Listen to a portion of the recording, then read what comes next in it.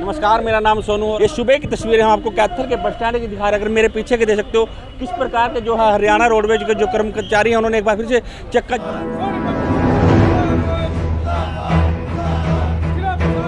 Car के जो चालक थे उसने हमारे चालक और परिचालक पर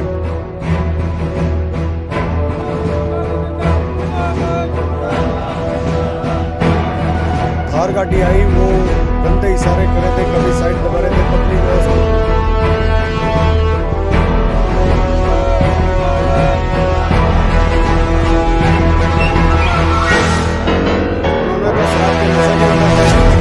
पैसे का नशा है कुछ।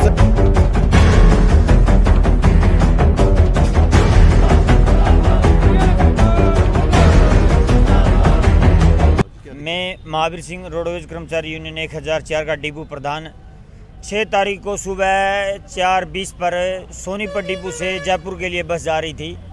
उसमें किलोमीटर बस की स्कीम थी, उसमें परिचालक हमारा था और उसी में एक हमारा चालक जो दिल्ली डिपो में कार्यरत है जगबीर सिंह बैठकर जा रहा था कि कुंडली बॉर्डर के से थोड़ा पहले एक थार नाम की कार में 2 युवक और युवतियाँ मतलब कि उन्होंने हमारी बस के आगे पीछे उस कार को उड़ाया। वो गलत इशारे और उनको शराब के नशे में इतने ज़्यादा दूध थे, जो सुबह सुबह का जो टाइम है 4:30 बजे के आसपास का, मतलब कि फिर सवारियों ने भी कहा भाई हमें जयपुर जाना है। साइड में लगाकर उनको कहने की कोशिश की भाई आप साइड में लगा दें क्योंकि बस को जयपुर जाना, उनका समय बर्बाद हो रहा है। उसको कहने लगे तो उन युवतियों ने अभद्र भाषा का जो प्रयोग किया गया और उस थार कार के जो चालक थे उसने हमारे चालक और परिचालक पर कार को चढ़ा दिया और चालक की मौके पर ही मौत हो गई और परिचालक इस टाइम जो हॉस्पिटल में अपना उपचार के लिए विचाराधीन है। मतलब कि देखिए 6 तारीख की जो घटना सुबह की है और सोनीपत एसपी और डीसी ने आश्वासन दिया कि 24 घंटे के अंदर हम उन लोग जो हत्यारे हैं उनको पकड़ लेंगे, लेकिन प्रशासन द्वारा कोई भी कार्रवाई नहीं की गई। क्या नाम है चालक का? जगबीर सिंह चालक सोनीपत का रहने वाला है और दिल्ली डिपो के अंदर ड्यूटी करता था, कार्यरत है।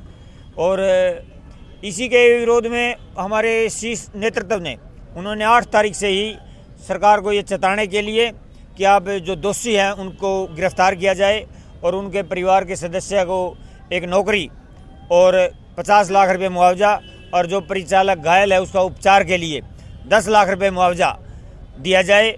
इसलिए हम नैतिकता के तौर पर पूरा प्रदेश का जो रोडवेज का कर्मचारी उस जो परिवार के ऊपर इतनी बड़ी दुखद घटना घट गई है, मतलब कि इतना बड़ा जोखिम उस परिवार के ऊपर आज टूट पड़ा है, उसी के लिए हम लोग एक नैतिक समर्थन हमारी जो जिम्मेवारी है क्योंकि वो हमारे परिवार का अभिन्न अंग है, इसलिए अपने परिवार को बचाने के लिए और हम तो प्रदेश आपके माध्यम से प्रदेश सरकार से भी अपील करना चाहेंगे।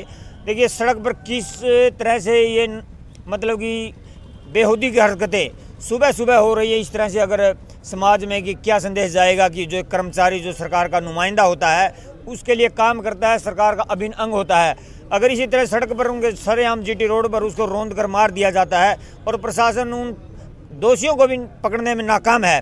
इसलिए हम आपके माध्यम से अपील करना चाहेंगे कि उन दोषियों को जल्द से जल्द कार्रवाई की जाए और उस परिवार को न्याय दिलवाया जाए। कैसे बंद है, कैसे क्या? पूरे प्रदेश के लिए साझा मोर्चा के आने पर हमारे केंद्रीय ट्रेड यूनियन के हार पर पूरे प्रदेश का आज चक्का जाम है।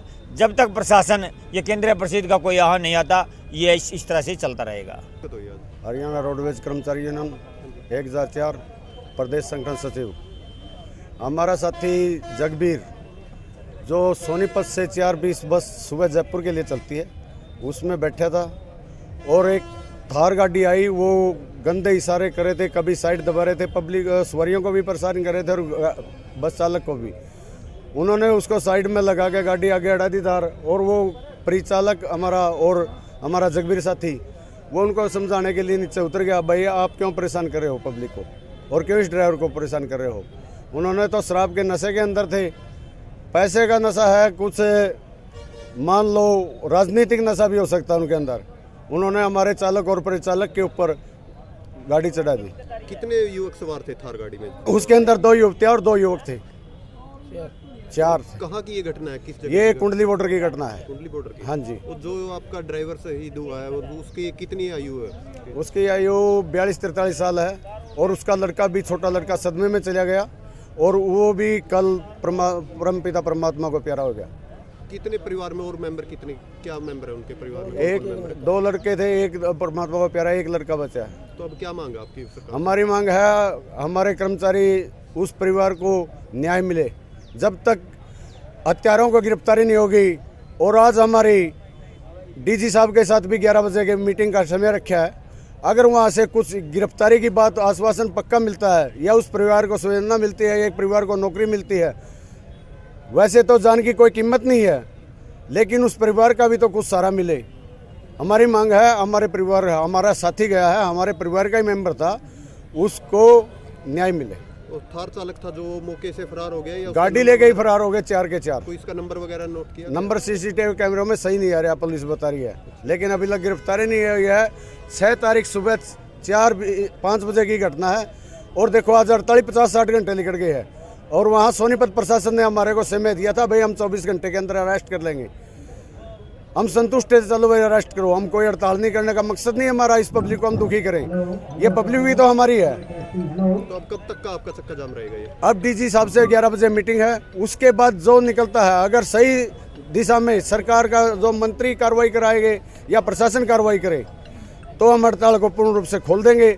अन्यथा हमारे को न्याय ना मिला तो हमारे को इसको अनिश्चितकाल में बदलना पड़ सकता है।